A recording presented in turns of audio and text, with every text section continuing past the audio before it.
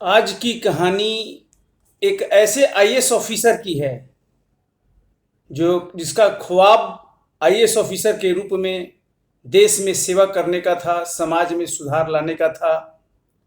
वो व्यक्ति यूपीएससी का टॉपर बनता है, आईएएस ऑफिसर बन जाता है, सेवा भी करता है, लेकिन अचानक राजनीति के प्रति उसके माइंड में रुझान पैदा होता है और वह आईएएस की नौकरी रिजाइन करके राजनीति में प्रवेश कर जाता है।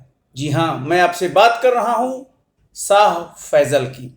शाह फैजल जिन्होंने सिविल सेवा परीक्षा यूपीएससी में जम्मू कश्मीर के पहले टॉपर थे। 2009 में उन्होंने यूपीएससी में टॉप किया था, लेकिन 2019 में सरकारी नौकरी छोड़कर जम्मू कश्मीर की उलझी हुई सियासत में कदम रखा।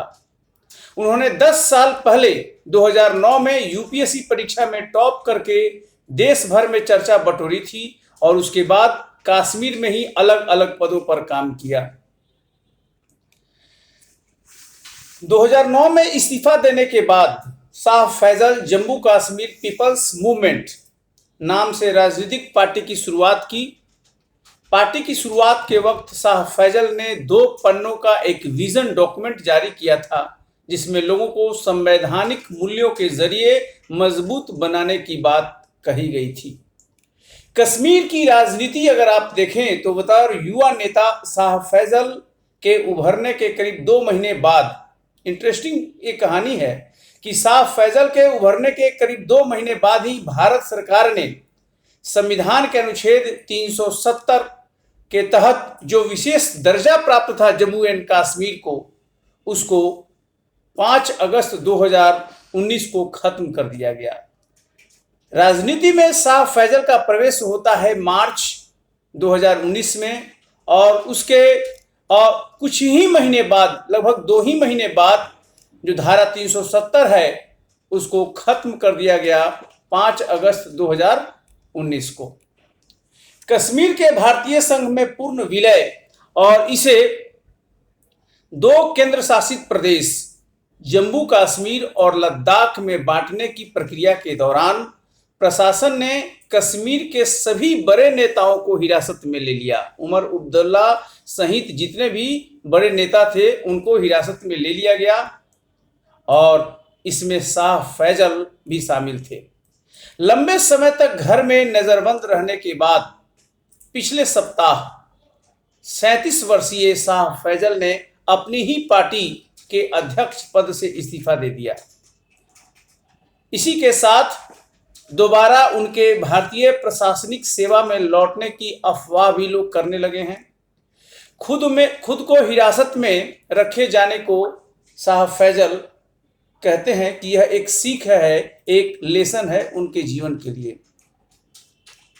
उनका कहना है कि उन्होंने राजनीति इसलिए छोड़ी है क्योंकि वो जम्मू कश्मीर की परेशान जनता से किए गए अपने वादे को पूरा नहीं कर सकते। ये इंटरेस्टिंग कहानी है एक आईएएस ऑफिसर का राजनीति में प्रवेश और राजनीति से पुनः यूपीएससी का जो सिविल सर्विसेज है उसमें जाने का। जम्मू कश्मीर से साल 2009 में उन्होंने सिविल सेवा परीक्षा में टॉप किया था और उस वक्त अनेक युवाओं को उन्होंने प्रेरणा देने का काम किया था। अनेक युवा उनसे प्रेरणा ले रहे थे उस समय। लेकिन जनवरी 2019 में जब कश्मीर में हिंसा के कारण हत्याओं का दौर चल रहा था 2019 जनवरी में, तो उन्होंने हत्याओं के विरोध में इस्तीफा देने का ऐलान किया था जनवरी में 2019 में। और इसके 2 माह बाद मार्च 2019 में उन्होंने राजनीति में कदम रखते हुए JKPM Jammu Kashmir people's movement एक राजनीतिक पार्टी का उन्होंने गठन किया था। लेकिन अब उनकी पार्टी ने बताया है कि उन्होंने पार्टी प्रमुख पद से इस्तीफा दे दिया है। ये इंटरेस्टिंग कहानी है। शाह फैजल ने 9 अगस्त को ही उन्होंने संकेत दिया था जब अपने ट्विटर अकाउंट से उन्होंने जेकेएमपी शब्द को हटा दिया था, जो उनका राजनीतिक संगठन है जम्मू कश्मीर पीपल्स मूवमेंट। उन्होंने JK PM को हटा दिया था। हालांकि राजनीतिक छोड़ने के मुद्दे पर उनका कोई स्पष्ट कमेंट अभी तक नहीं आया है। 10/8/2020 को JK PM की कार्यकारी समिति की ऑनलाइन मीटिंग में शाह फैजल ने कहा है कि उन्हें राजनीतिक जो जिम्मेवारियां हैं उनसे मुक्त कर दिया जाए। पार्टी की ओर से बयान में कहा गया है कि शाह फैजल ने कार्यकारी समिति JK PM के कार्यकारी समिति से कहा है कि वे राजनीतिक गतिविधियों को जारी रखने की स्थिति में नहीं है। पार्टी की ओर से कहा गया है कि शाह फैजल के अनुरोध को ध्यान में रखते हुए उनका इस्तीफा स्वीकार कर लिया गया है, ताकि शाह फैजल अपनी इच्छा के मुताबिक अपना जीवन चुन सके। हालांकि शाह फैजल ने IAS से इस्तीफा देने के बाद कहा था कि कश्मीर की राजनीति का वो हिस्सा बनना चाहते हैं और राजनीति में आकर वो काम करना चाहते हैं जो एक IAS ऑफिसर के रूप में वो नहीं कर सके। अब ये देखना इंटरेस्टिंग होगा कि क्या राजनीति का टेस्ट लेने के बाद पुनः वह IAS के रूप में वही काम कर पाएंगे जिन कामों को करने में पहले वो असमर्थता व्यक्त कर रहे थे। एक दूसरा इशू है शाह फैजल के इस निर्णय से कि उनका इस्तीफा आज तक स्वीकार नहीं किया गया है। भारत सरकार का जो पॉलिसी है, रूल है, उसके अनुसार अगर एक ब्यूरोक्रेट IAS ऑफिसर या IAS ऑफिसर का इस्तीफा दे दिया है और वह स्वीकार नहीं हुआ है तो वह विड्रॉ कर सकता है subject to approval of competent authority. यह कहानी आपको NKT IAS यूट्यूब चैनल के तहत दिखाया गया।